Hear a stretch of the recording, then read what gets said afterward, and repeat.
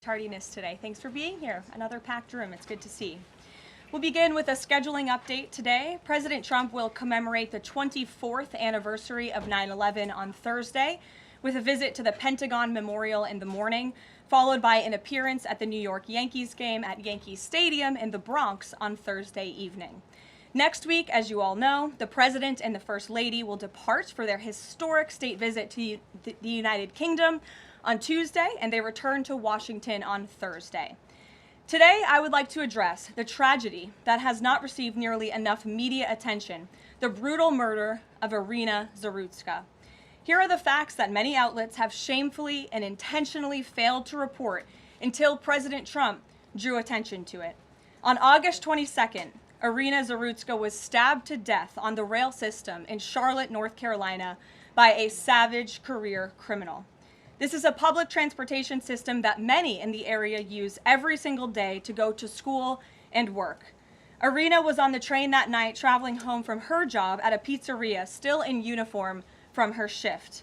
This beautiful, innocent 23-year-old young woman was a Ukrainian refugee who had recently fled her country for a chance at a safer life and a promising new beginning here in the United States of America.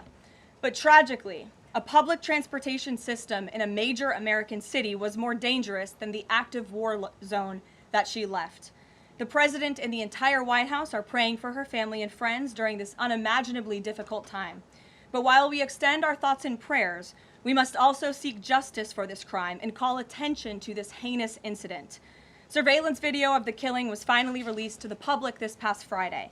It shows the alleged killer, DeCarlos Brown Jr., pull out a knife, get up from his seat behind Irina, and prepare to thrust a blade into her neck before the released footage gets cut. This is pure evil on full display.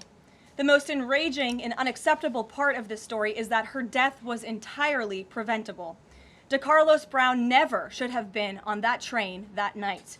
In fact, he should have been behind bars. DeCarlos Brown has been charged with crimes no fewer than 14 times, dating back to 2011, including for armed robbery, felony larceny, breaking and entering, and shoplifting.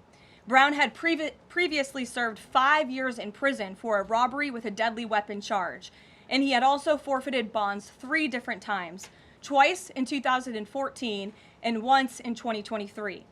Despite all of this past documented criminal history, when Brown was arrested yet again in January of this past year, a Democrat judge, I will add was a strong supporter of former Vice President Kamala Harris, released this insane criminal once again without requiring him to pay any bail.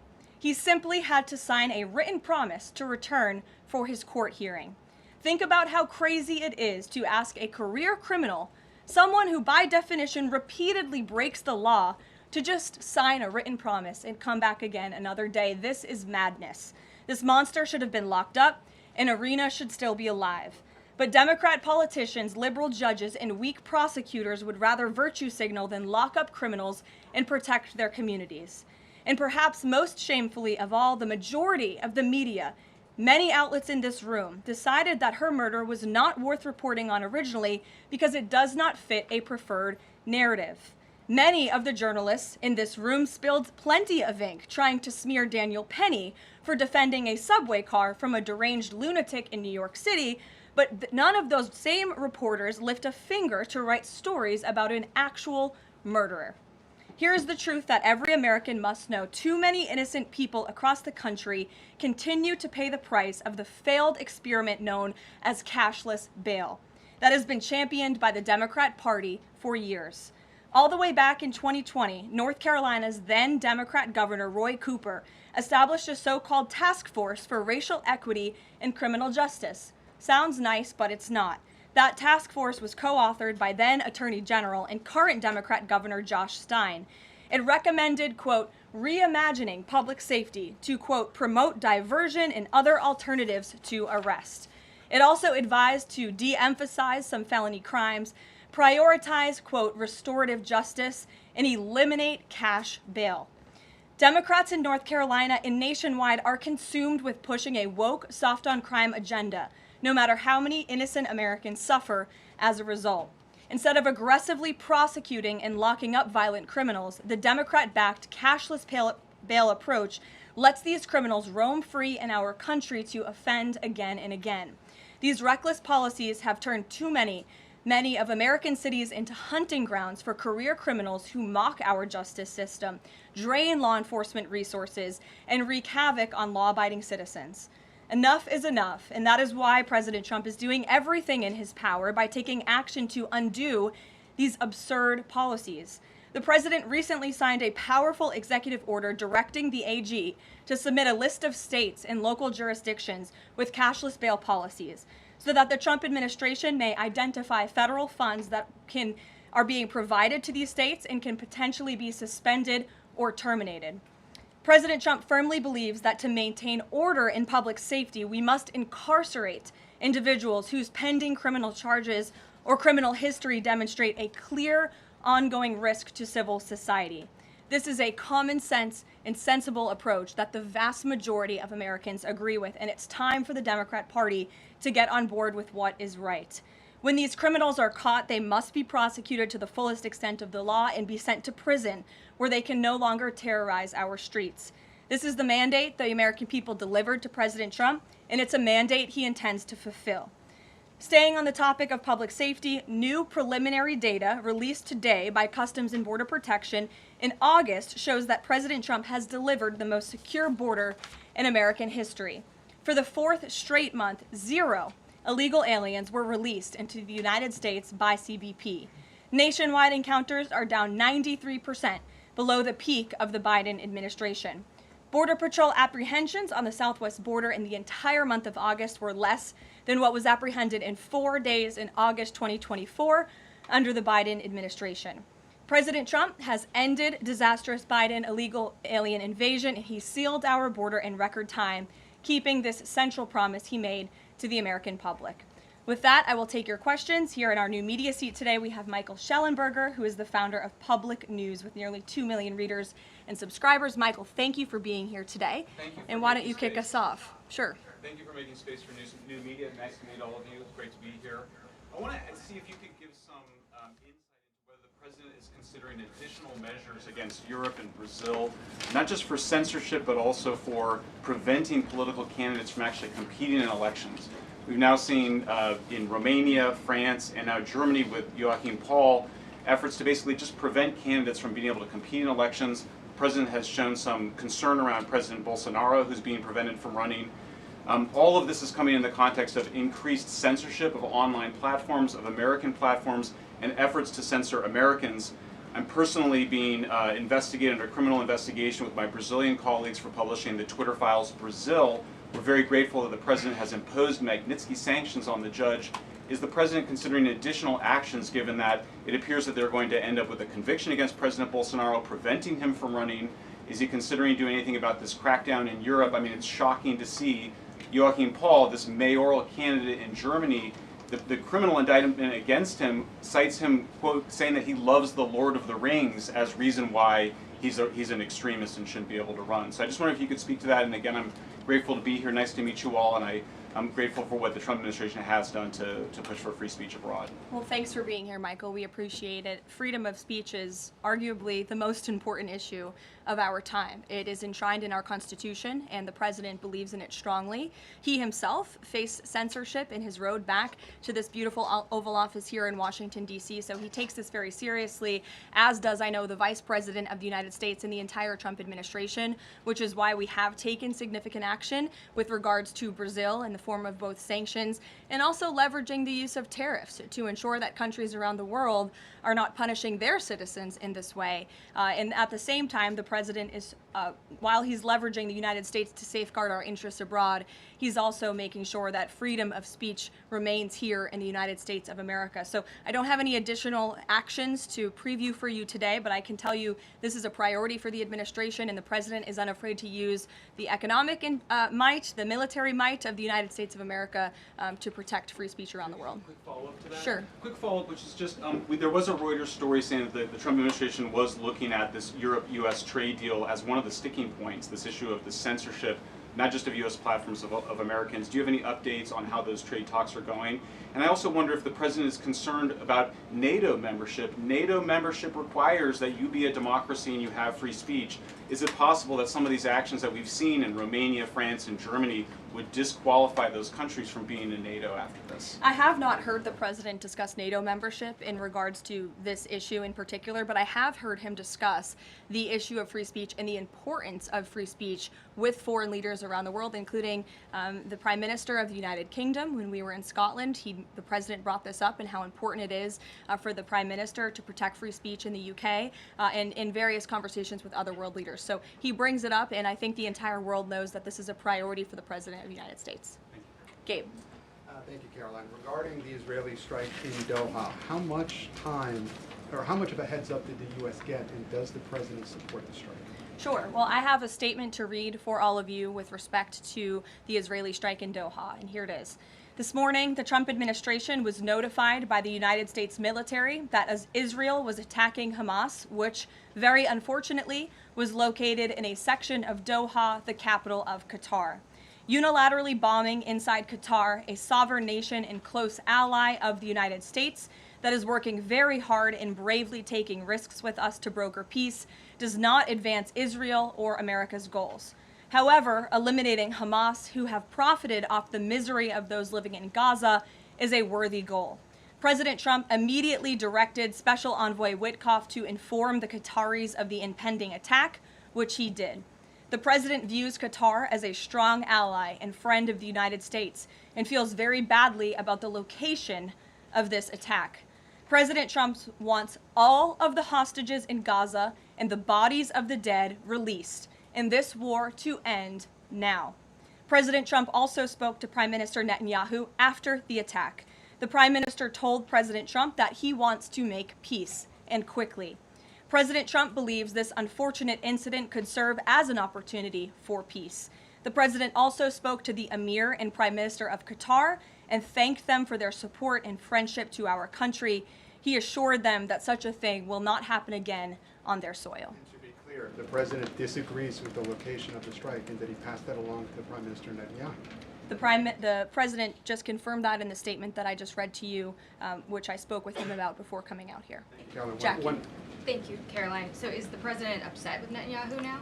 The president made his thoughts and concerns about this very clear, and he spoke again both to Prime Minister Netanyahu and also the Emir and the Prime Minister of Qatar after this attack. And the president has always made it very clear that he wants peace in the Middle East, just like he sought that and accomplished that in his first term. He expects all of our allies and friends in the region, that includes both Qatar and Israel, to seek peace as well. And he wants to see that happen, and he's working with all of our allies in the region to get that done. Are there any consequences, so to speak, for Netanyahu doing this, as it sounds, against the president's wishes, or at least his belief that it was appropriate? Is there going to be any directive from the president to Netanyahu in terms of what's allowed in the future? And also, is there any concern this could jeopardize the Abraham Accords? Look, that's a decision only the president can make. With respect to your first question, to answer your second question, as you heard from the president, he said he believes that this can serve as an opportunity for peace, and he's still actively and aggressively pursuing it with all of our allies and partners in the region. Jennifer? Just to follow up on that, Caroline, are you able to say how often the president spoke to the Prime Minister of Israel before this? Because that's one question. And then what did he mean on Sunday when he posted, "I've given my last warning to Hamas," etc.? He wasn't talking about this strike on Doha? No, he was not. As I told you, the Trump administration was notified by the United States military that Israel was attacking Hamas, and the president spoke to the Prime Minister after the attack, as well as, again, the Emir and the Prime Minister of Qatar. And I know Secretary Rubio and Special Envoy Witkoff were present for that call with the Qataris as well. Reagan. Thanks, Caroline. I have two questions for you on crime crackdown. Sure.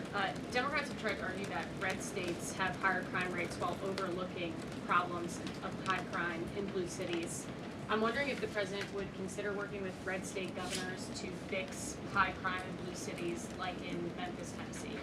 So first of all, I want to get to the premise of your question, Reagan, which is being pushed by Democrats, that there is crime in red states. Of course, there is crime in all states, but the crime in these cities is all in cities that are run by Democrats. If you look at the list of the top 20 high crime cities in the United States, every single one, with the exception of one in Louisiana, is run by a Democrat. And these Democrats have supported the same policies that I spoke about at the beginning of this briefing, like cashless bail. If you look at a red state, Mississippi, but a Democrat-run city in that state, Jackson, in 2019, Jackson, Mississippi eliminated cash bail for virtually all misdemeanor cases. And while Jackson is not formally a sanctuary city, the state of Mississippi formally banned sanctuary cities, and this city has acted as a de facto sanctuary city for criminals and illegal aliens since 2017. Same thing, Birmingham, Alabama, a Democrat-run city in a red state. In 2017, the Birmingham City Council unanimously passed a resolution, quote, committing to establish sanctuary policies. So if you actually look at the facts from these Democrat-run cities, these are cities that are run by Democrats and by by members of the Democrat Party. These are blue cities, and they have all supported these disastrous policies which allow repeated career criminals back onto the streets to further commit acts of violence. And so to answer your question, yes, the president wants to work with anyone across this country who wants to end these horrible policies and to bring law and order to our streets. And I think that is proven by his tremendous cooperation with the mayor of Washington, D.C. and our nation's capital. And just look at the results of that. And I do have some updates for you on the D.C. crime crackdown if anyone is interested. There have been a total of 2,177 arrests made since the start of the operation on August 7th. Just last night, there were 57 arrests made in Washington, D.C. Of the 57 arrests, there were 14 illegal aliens who were arrested, many of whom had prior criminal histories. And other arrests just last night in our nation's capital, so you all can be very grateful for this. Our great men and women of law enforcement, both federal and local, working together as they should, made an arrest on a warrant for assault with the intent to kill. The subject shot 2 adult males after an altercation. They made an arrest on a warrant for an armed carjacking. The subject assaulted an adult male in the face with a firearm and then took his keys. We also made an arrest on a warrant for simple assault and the destruction of property and subsequently charged with second-degree theft. Last night in D.C., there was an arrest for possession of a controlled substance with second-degree theft. There was an arrest for possession of a controlled substance with the intent to distribute. That subject, the person is also a subject of interest in a homicide and a carjacking. Last night in D.C., we also arrested a felon in possession of a firearm who was carrying that firearm without a license. So these are the career criminals. These are the bad guys that we are picking up in Washington, D.C. every day. The president would love to do this in every Democrat-run city across the country, and he hopes that more Democrats will call the White House to allow us to help them. One more that's D.C. specific. Congress is poised to not extend Trump's federalization of the D.C. police. Mayor Bowser signed the executive order formalizing cooperation with federal forces. You just mentioned all the success that the operation has had. Does the White House believe that the Mayor Bowser's action is enough to continue the crime crackdown? We are very grateful for the mayor's cooperation in this effort, and we look forward to continuing to work with her and the Metropolitan Police Department. Bloomberg. Thanks, Karoline. The president says, he plans to speak with Putin soon. Can we expect a phone call between the two leaders this week? I don't have any phone calls to read out between you, the president, and any other foreign leaders. Ed. Thanks, Carolyn. I want to ask about the benchmark revisions that came out. If you look at the revisions between March of 2024 and March of 2025, and you do a little math, it averages out to 73,000 jobs roughly per month added to the economy, less than what was thought. When can we expect the Trump administration, now that their policies are rolling out, for that increase, that average to increase? Well, let me just say something about the revisions that came out this morning. And this was one of the biggest revisions in absolute terms in decades.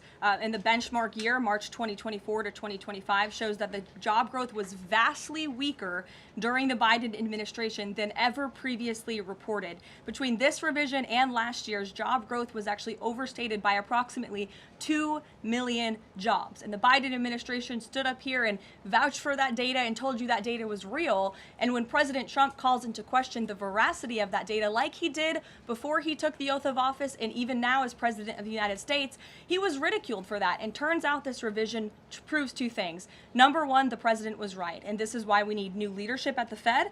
And this makes it very clear that President Trump inherited a much worse economy by the Biden administration than ever reported. And it also proves that the Federal Reserve is holding our monetary policy far too restrictive. Interest rates are too high. The Fed needs to cut the rates because of the mess that we inherited from the Biden administration. Time frame. The president has said a year. Secretary Besson said maybe the fourth quarter.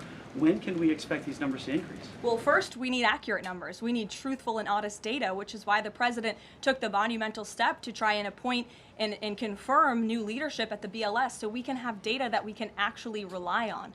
And that's what the president is doing, and we hope that his nominee will soon be confirmed. Charlie. You addressed the crime of Irina Zurika, and the president has done a lot to deliver justice for victims of crimes like that horrific stabbing. And the Epstein files are back in the news because a lot of Americans feel that that Jeffrey Epstein's victims never got justice. Does the president care about these victims? Do you think he can does he want to deliver more justice for them, and is he willing to meet with them?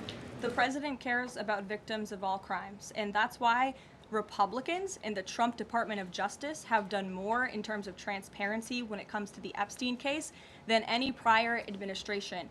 And why are the Democrats all of a sudden caring about this? It's because they are desperately trying to concoct a hoax to smear the President of the United States. We have seen this time and time again. Ro Khanna and all of these other Democrats, they could have cared about those victims 4 years ago when Joe Biden was in office. They could have pushed for transparency then.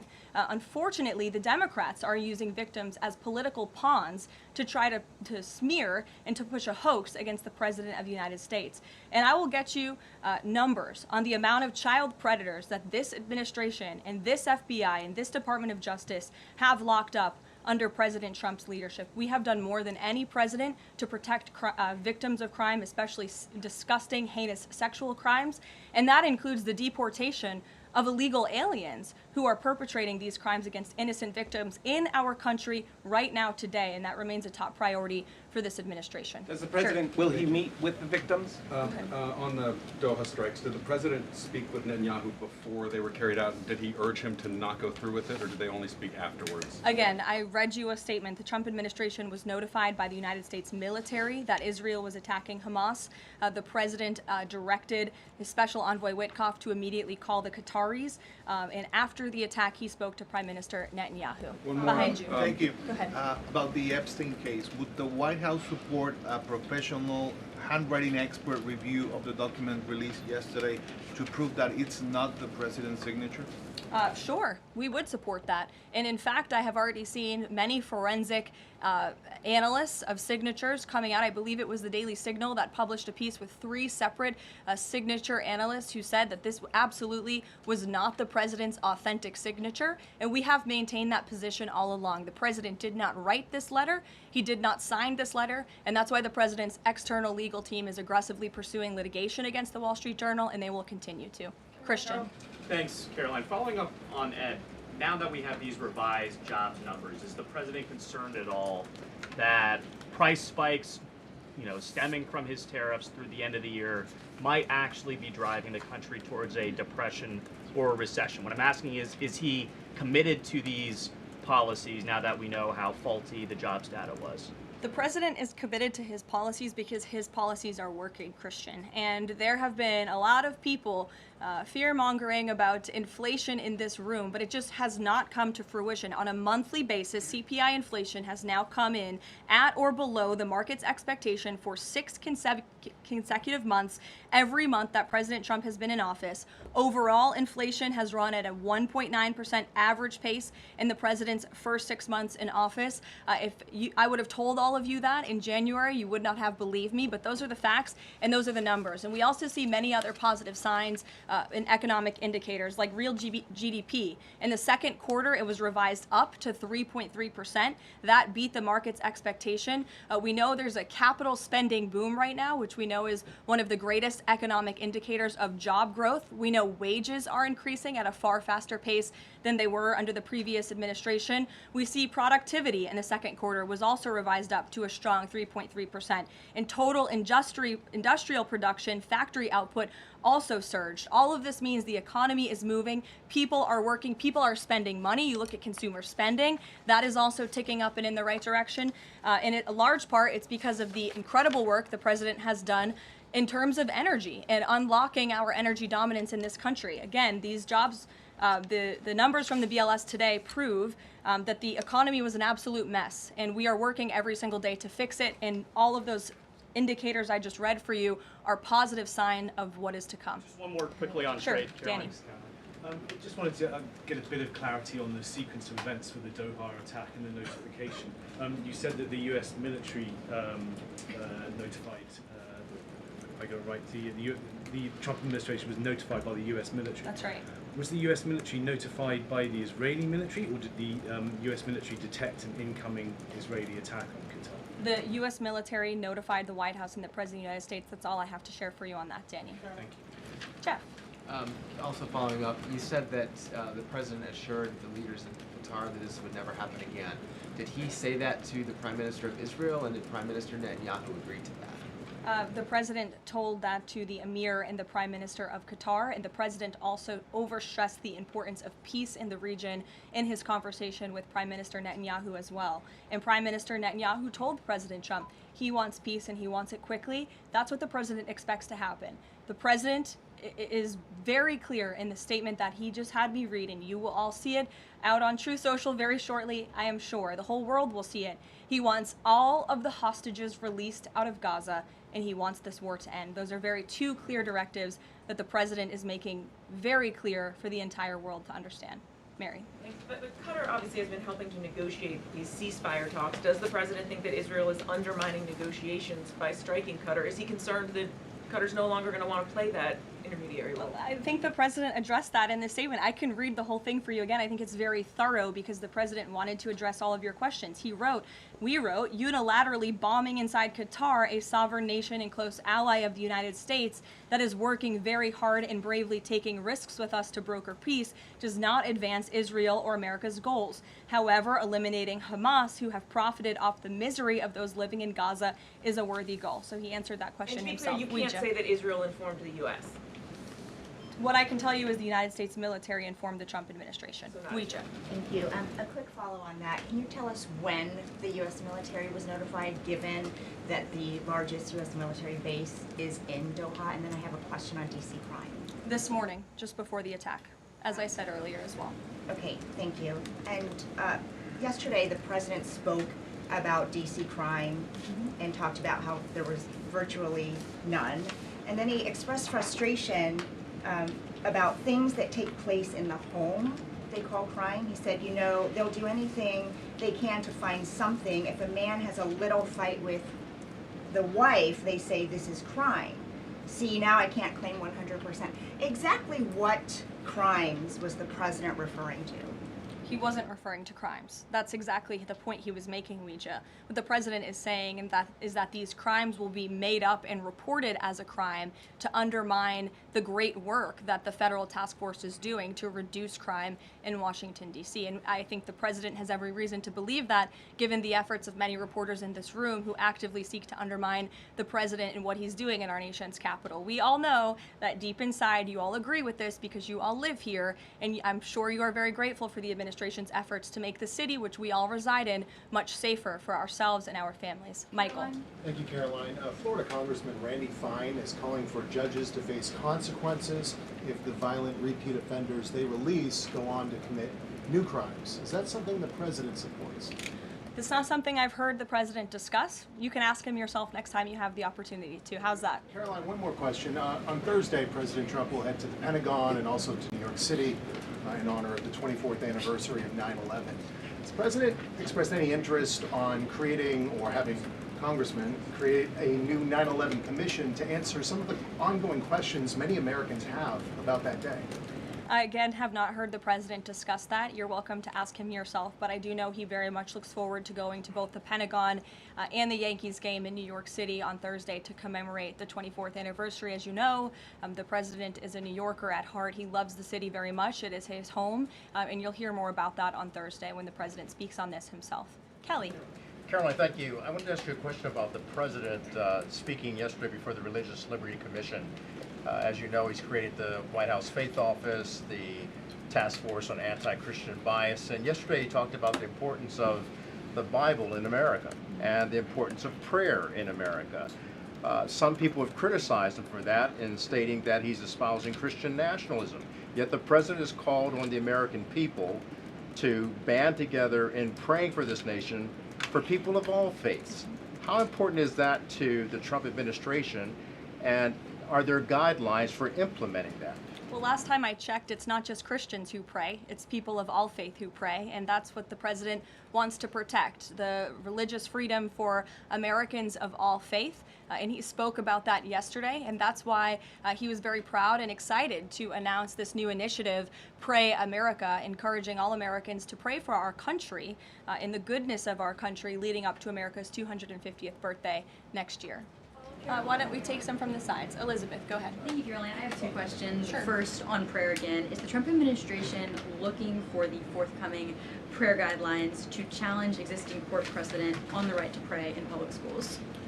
Well, the president spoke about that yesterday, and some of the changes we are making to ensure that the religious liberties of America's students and our youth are respected in public schools. In fact, he had a young student and invited him on stage to share his story about how when this young boy spoke about biological and biblical truth in his classroom, he faced consequences for that, and how Americans of faith should not be facing consequences for expressing their religious freedom and their religious views. Not in any public school in America should that be happening. You heard the president talk about that yesterday. Sure. Caroline, thank you so much. Regarding Israel attacking Doha, beside the phone call, what was President Trump's involvement in the attack, if any? Look, I don't have anything more to read out for you on this other than the very lengthy and thorough statement that I have shared repeatedly now. Sure. Go ahead. Thank you. After the Supreme Court ruling yesterday on the ICE raids in Los Angeles, some particularly non-white U.S. citizens are saying that they're going to begin carrying their U.S. passports with them at all times. What is the White House's response to Americans who are concerned about being swept up, as others have been already, in these enforcement actions? They should not be concerned, because this administration is focused on the detention and deportation of illegal alien criminals who broke our nation's immigration laws. And the Supreme Court upheld the Trump administration's right to stop individuals in Los Angeles to briefly question them regarding their legal status, because the law allows this, and this has been the practice of the federal government for decades. And the Immigration and Nationality Act states that immigration officers can briefly stop an individual to question them about their immigration status if the officer has reasonable suspicion that the individual is illegally present in the United States. And reasonable suspicion is not just based on race, it's based on a totality of the circumstances to review.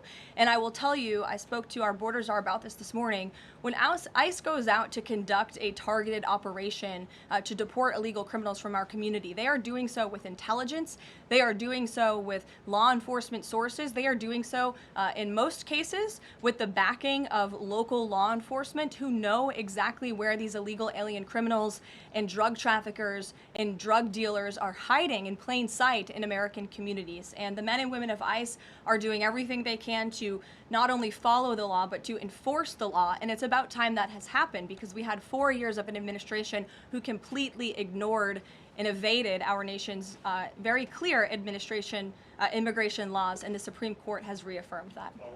Sure. Thanks, Caroline. One of the other documents released by the House Oversight Committee contained a photo of Jeffrey Epstein holding an oversized check that was made out to him in the check from the president for $22,000 for a fully depreciated woman. I wondered if the president has any recollection of that, or what you guys make of that photo that was included in those documents. Did you see the signature on that check? It is not Donald Trump's signature. It is absolutely not. The president did not sign that check. But does he recognize the Jordan, woman? go Caroline, ahead. on the, No. on the New York City election, Caroline. is he Well, I'll considering? take both of you, go ahead. So first, is the president considering offering Mayor Eric Adams a job? If so, why? And does he think Curtis Lee was a serious candidate for New York City mayor? Look, the president has made it quite clear he wants this race to move forward in New York City. He does not want a communist to be running New York City, but as for weighing in on other individual candidates, I'll leave that to the president to do himself. Caroline, and then following up on Reagan's question, many of these highest crime cities in America, they're led by black mayors, including the three that you mentioned, Jackson, Memphis, Birmingham. So given that, what's your response to criticism from the left that Trump is targeting black mayors? Isn't he just trying to protect black people? The president is trying to protect all Americans from crime, and he wants to make all of our cities in America safe. And the fact is, the most dangerous cities in America are run by Democrats, overwhelmingly. And according to the FBI crime statistics, 19 of the top 20 cities with the highest murder rate are run by Democrats. And these high crime Democrat-run cities are driving up the crime stats in otherwise safe red states. So of course he wants to address this problem. He's made that quite clear. Mike Johnson, he came out and said that the president was an FBI informant. Do you know what he meant by that, if it's not true? I can affirm that is not true. I think the speaker was referring to the fact that President Trump kicked Jeffrey Epstein out of his Mar-a-Lago property for reasons the president has already discussed. John. Oh, thank you, Caroline. First of all, as a Washington, D.C. resident with my family, I just want to thank the administration for revitalizing safety here in the last 3 weeks. It's been stunning. Well, I want to go to Virginia. All of a sudden, out of the blue, Winsome Sears has closed the gap on Abigail Spanberger. Got 4 issues. Coerced abortions in Fairfax County without telling mom or dad, no parents, girls going in boys' bathrooms on film, right? 2 of the young fellows get suspended for complaining about it. Virginia Beach man, an innocent man, is now died in a car crash by a drunk illegal going on the other side of the road. And now you got Spanberger's got these racist signs. When are we going to get the president to make an official endorsement of Winsome Sears and maybe come and campaign in South and West Virginia? Well, as you know, I'm very limited in what I can talk about when it comes to political endorsements in future elections from this government podium. But all of the issues that you just mentioned I know are very important to the president, and it's quite common sense. It's the foundation of the Republican Party, and it's what sent this president back to the Oval Office. We want to keep men out of women's sports and bathrooms. We want criminals to be locked up. The president wants to see law and order in every state across the country. But as for political endorsements, I'll leave that to him and his political advisors to make those. Sure. Haley. Thanks, Caroline. I have 2 questions for you, if it's okay. One on Doha and one on immigration and crime. Sure. On Doha, ahead of the strike we saw today, did the administration at any point try to dissuade the Israelis from the potential for an action like we saw today? Again, I have answered questions repeatedly on this. I have a very lengthy statement which we will release after this briefing for all of you to read and to report on once again. Okay, and then on a case in Maryland, the killing of Dakara Thompson, there are reports that the suspect arrested for her murder was in the country illegally and arrested and released for driving under the influence both in 2022 and in April of this year by U.S. Park Police. Is the administration looking into what process allowed this to take place? Yes, we absolutely are. As soon as we saw this case, we ensured that the Department of Homeland Security and the Department of Justice were on it, and I can assure you that they are. This is another heinous act of violence against someone who should have never been in our country illegally in the first place, and that's exactly why the deportation of illegal criminals from our country is a top priority for this administration, and it's something that is happening every single day. And I would encourage all of you to continue to report on the very violent illegal alien criminals that we are deporting daily from American communities across the country. We will never understand how many lives have been saved by these efforts, or how many lives would have been lost if not for this president and the administration's policy to deport illegal criminal aliens. On tariffs? Thanks, Caroline. Follow up on Charlie's question. Will the president meet with the Jeffrey Epstein victims? I don't have any meetings for you to read out on that. Go ahead. Thanks, Caroline. Is the Trump administration considering a ban on transgender Americans owning guns? Is that something the president would support, even as we've seen some gun groups oppose the idea of it?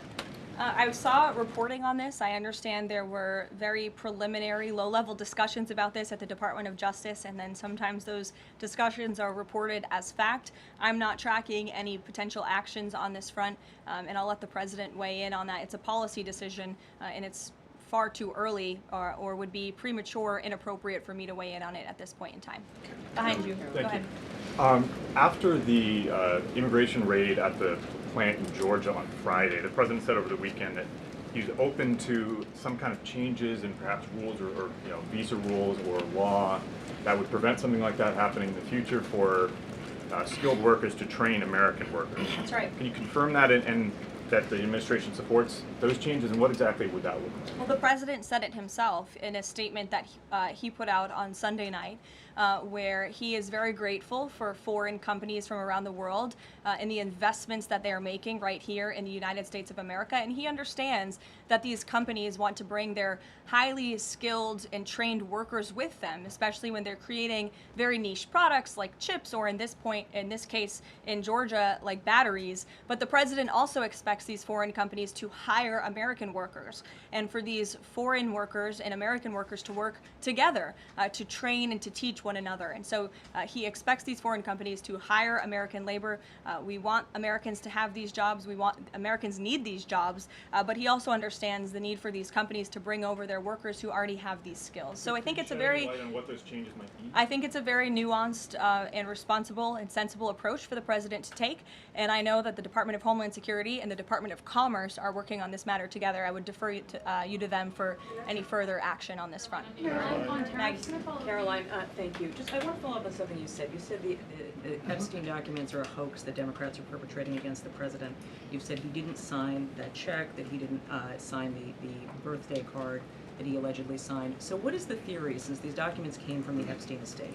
Who is I guess in your view, faking these documents? I did not say the documents are a hoax. I said the entire narrative surrounding Jeffrey Epstein right now that is absorbing many of the liberal cable channels on television is a hoax that is being perpetuated by opportunistic Democrats like Ro Khanna and the others whom you saw on that press conference outside of Capitol Hill, who are trying to push this hoax against the President of the United States. What exactly is the hoax? I'm just trying to understand what's fake. What's fake is not the The documents. hoax is the Democrats pretending to care about victims of crime when they do not care about victims of crime, when they have done nothing to solve crimes, when they have done nothing to lock up child pedophiles and child rapists across the country, and when they are now using victims as political props to try and, again, smear the President of the United States and drag on this bad story about him. It is a distraction. The Democrats view this story as nothing more than an attempt to distract from the accomplishments and the achievements of this administration.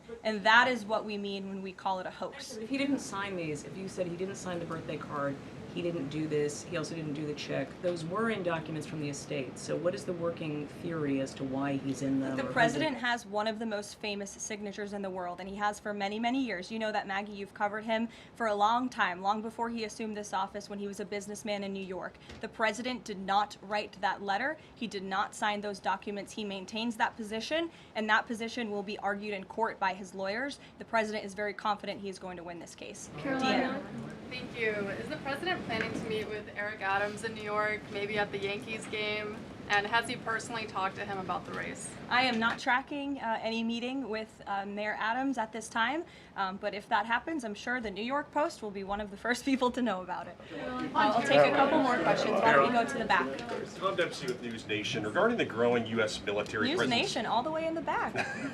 Regarding the U.S. military, the growing U.S. military presence in the Caribbean, when asked directly about possible future military action, President Trump responded, "You're going to find out." What could the U.S. public expect of that situation moving forward, and what sort of ongoing threat does Trendeo Agra present? I think it would be very unwise of me to preview what the president meant from this podium. But I think what the heart of what the president was saying, I know what the heart of what the president was saying and this administration believes, is that the regime in Venezuela is illegitimate. And it is unacceptable to this president and this administration to traffic illegal, deadly drugs into the United States of America. And that's why the president and the administration took very strong action against a boat and 11 narco-terrorists in international waters, as you all saw. I think that sends a very strong message to drug traffickers around the world. The president will not tolerate it, and the amount of drugs on that boat represents the lives of thousands of Americans that could have been killed by that deadly poison, and we're not going to allow that deadly poison to come into our country.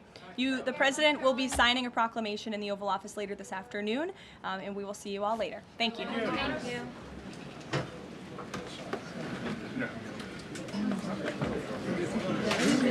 you.